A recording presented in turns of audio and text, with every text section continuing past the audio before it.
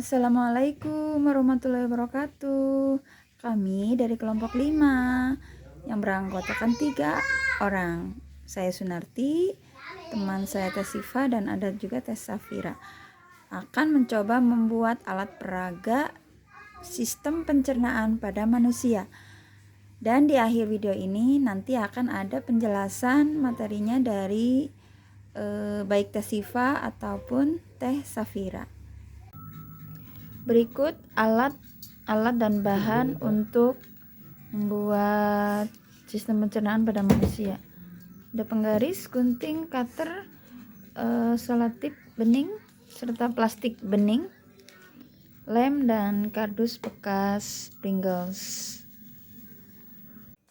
Baik, kita print dulu gambarnya untuk nanti ditempel di media.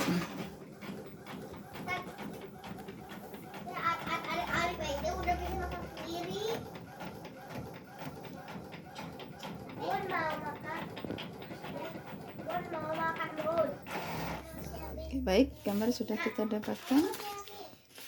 Nanti kita ukur untuk di media kardus dupleknya. Baik, kita potong dulu menggunakan cutter ya.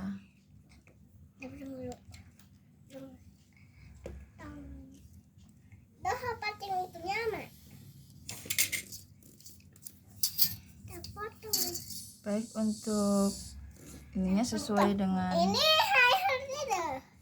panjang daripada Pringles tadi ya. Ininya kalau mau bikin sendiri memakai spidol atau menggunakan spidol boleh. Hanya saja saya ini di print aja sesuai dengan kebutuhan saja, menyesuaikan. Nanti ini untuk membedakan mana antara makanan yang sudah dikunyah setelah dicerna dan akan menjadi feses.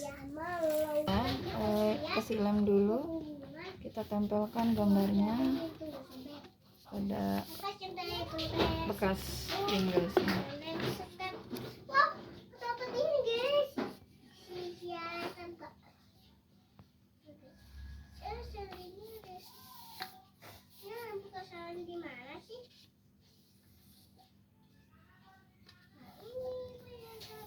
Lem dulu, oke, untuk bagian.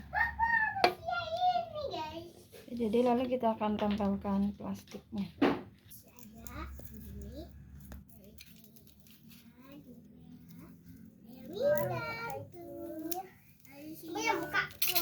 Ya, lalu kita tempelkan selotip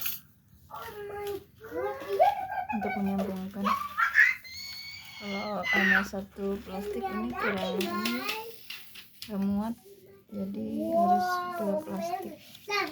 Kita sambung dulu menggunakan selotip.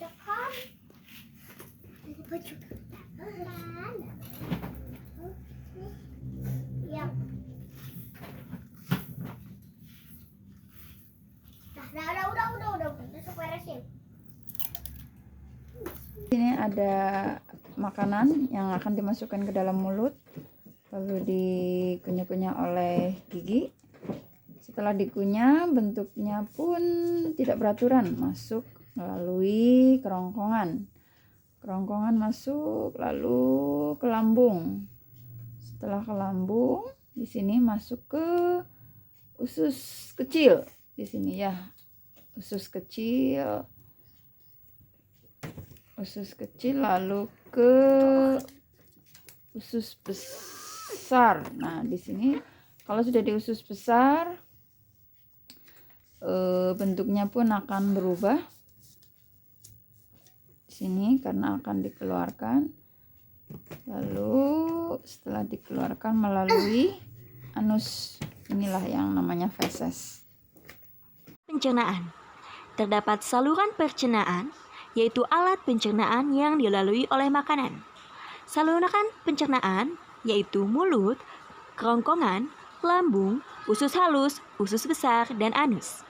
Kedua, kelenjar pencernaan, yaitu alat pencernaan yang menghasilkan getah pencernaan, yaitu berupa kelenjar ludah, kelenjar lambung, hati, dan pankreas. Sistem pencernaan makanan pada manusia.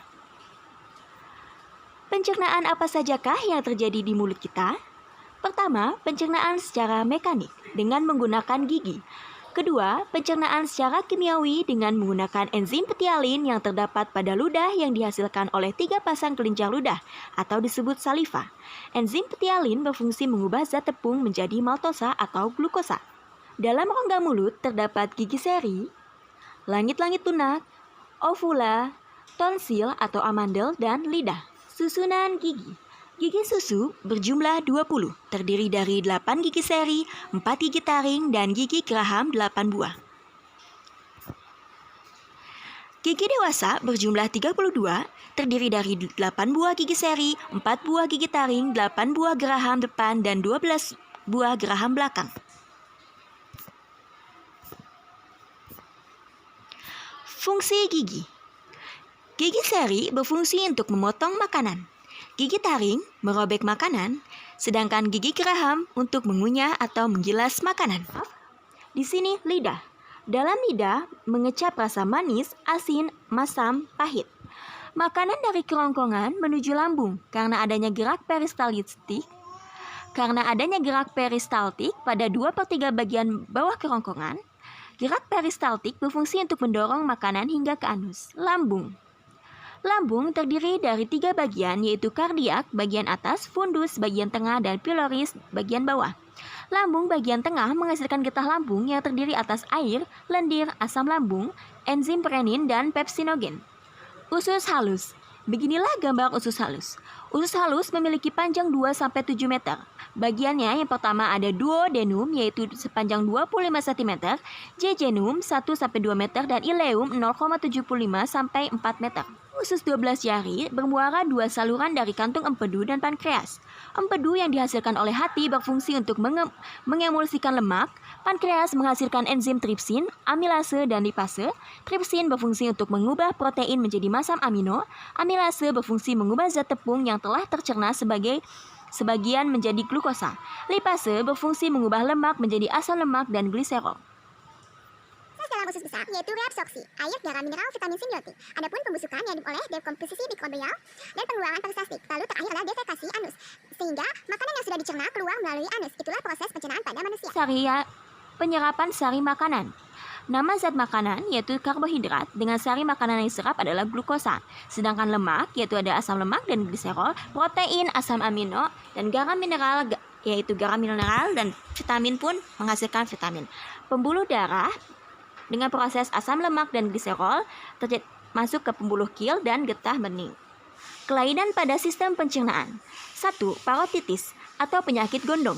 Penyakit karena virus menyerang kelenjar air ludah di bagian bawah telinga sehingga membengkak atau membesar. Kedua, serostomia, penyakit pada rongga mulut yang ditandai dengan rendahnya produksi air ludah. Kondisi mulut yang kering membuat makanan kurang tercerna dengan baik. Dan terakhir, tukak lambung, luka pada dinding lambung bagian dalam. Adapun appendistis atau infeksi usus buntu dapat merembet sampai ke usus besar dan menyebabkan radang selaput rongga perut, diare yaitu infeksi bakteri maupun protozoa pada usus besar yang proses penyerapan air di usus besar terganggu sehingga feses menjadi encer. Konstipasi atau sembelit, penyerapan air di dalam usus besar terjadi secara berlebihan, akibatnya feses menjadi sangat padat dan keras sehingga sulit dikeluarkan.